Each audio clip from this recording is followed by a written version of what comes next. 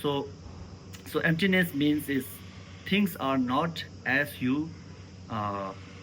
you see. uh, Things are not as you perceive yet. So mm and then so emptiness is about perception and reality. So we get a emotion like attachment, anger, hatred, all because of the illusion, all because of illusion, not knowing the reality, not knowing the reality, and see thing as it appears. So like if we see, if we hate something, hate to someone, the scientists say that the 99 or 90% of that hatredness, or the how to say, the yeah, the 99% is the self projection, mental projection. So so that show that while you get angry, your negative emotion make you blind, and then you see that person 100% negative, then you start to scold him and say bad things. So in actually things are not like that, you know. In actually that person is not 100% negative, not 100% bad person, but your emotion makes it, you know. That's like mental projection. That's like a perception and appearance by which is made by you. So in reality, things are different. Things are, you know, things. You should know that things are not as it appears. Things are not as it percepts. Yeah, perceptive. Yeah. You've spoken a few times about this being an illusion, and I want to understand that better, and I want viewers to understand that better. How is this an illusion? How can someone understand that this right here is an illusion? Because I think most people, out of ignorance, I'm assuming, take this to be very real. It may even be defensive if they see, say, "Hey, what do you mean this is an illusion?" Well, you have to start one by one with the things. For example, you can start with the hand. That is so one, maybe this one. So you can start with the hand, and then you look. Okay, the hand. Does the hand exist truly or not? No, and you can analyze your hand, and then what you're seeing is not the hand. You are seeing some skin and some nails.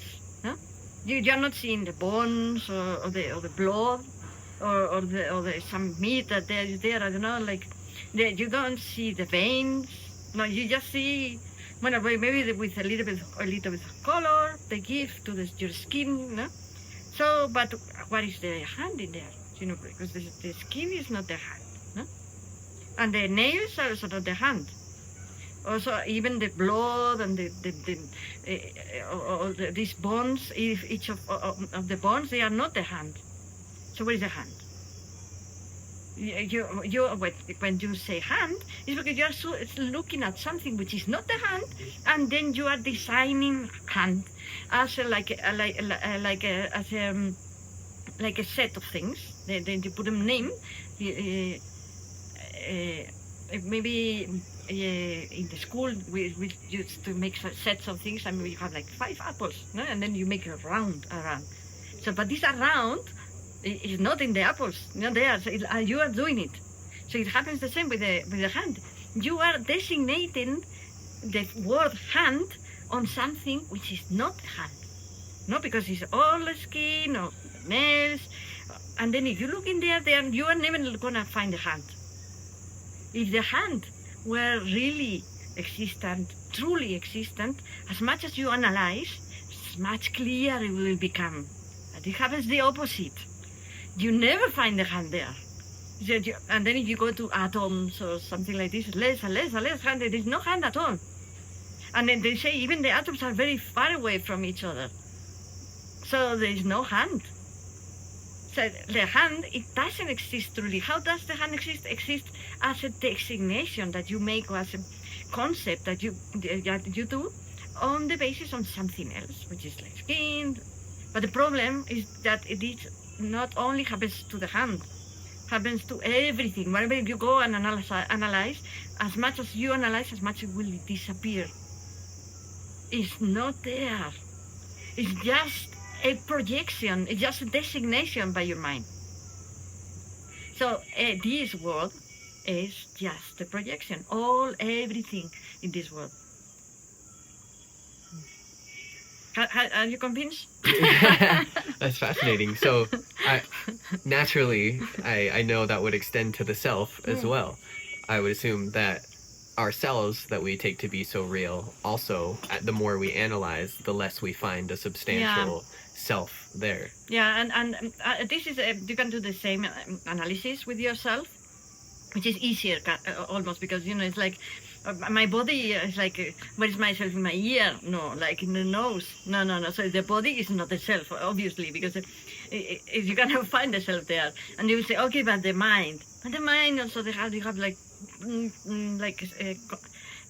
sensorial consciousness, and you have mind consciousness with different kind of thoughts all the time, emotions, or what of all of this is you, and also it's changing moment by moment. And then will be what kind of eye is that? No? There's like something that is happening in a moment. In the next moment, it's not happening anymore. So this has already ceased.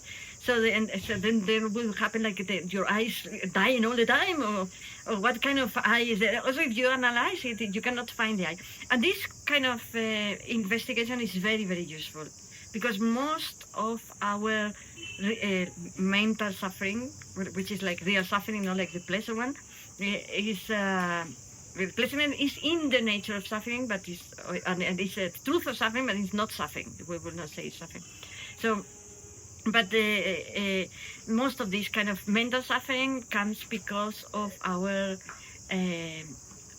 egocentric mind. Egocentric mind. That means that we are like very, very, very, very narrow-minded. We just think about ourselves because we have this idea that we exist. When we realize we don't exist, we forget about this kind of egocentric mind, because you cannot focus on what are you, like. Yeah, so that's a very useful kind of analysis.